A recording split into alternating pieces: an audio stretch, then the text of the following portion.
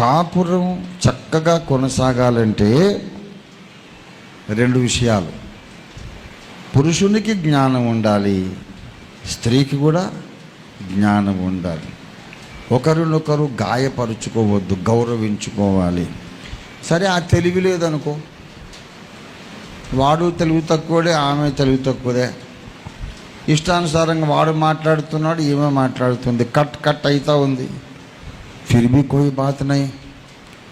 మీరు ఎంత డ్యామేజ్ చేసుకున్నా దాన్ని మరలా పూడ్చి ఒక అందమైన వృక్షంగా మీ కుటుంబాన్ని చేయగలిగిన శక్తిమంతుడు యేసయ్య.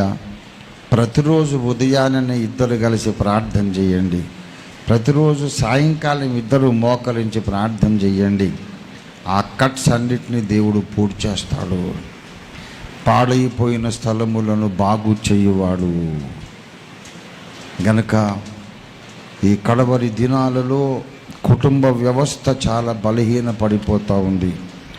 చాలా బాధేస్తుంది, చాలా బాధేస్తుంది.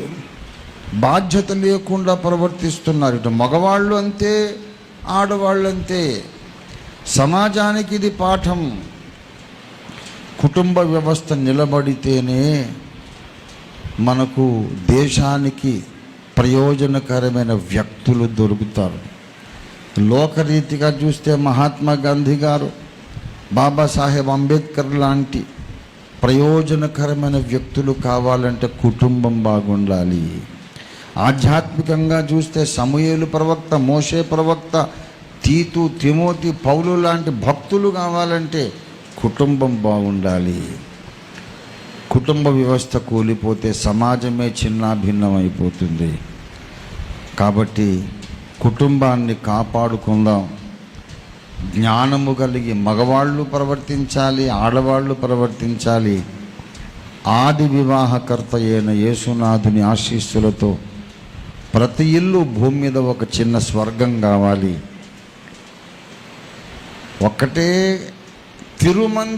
తిరుమంత్రం, ఒకటే శ్రేష్టమైన మంత్రం. ప్రేమించమని చెప్పిన యేసయ్య, లోబడండి అని చెప్పిన యేసయ్య. ప్రేమించటానికి, లోబడడానికి ఆయనే శక్తినిస్తాడు.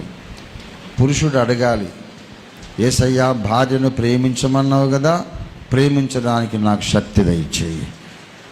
స్త్రీ అడగాలి, యేసు ప్రభువా లోబడమని చెప్పావు కదా, లోబడడానికి నాకు శక్తి దయచేయి అని అడగాలి. సింపుల్గా సమస్య తీరిపోతుంది.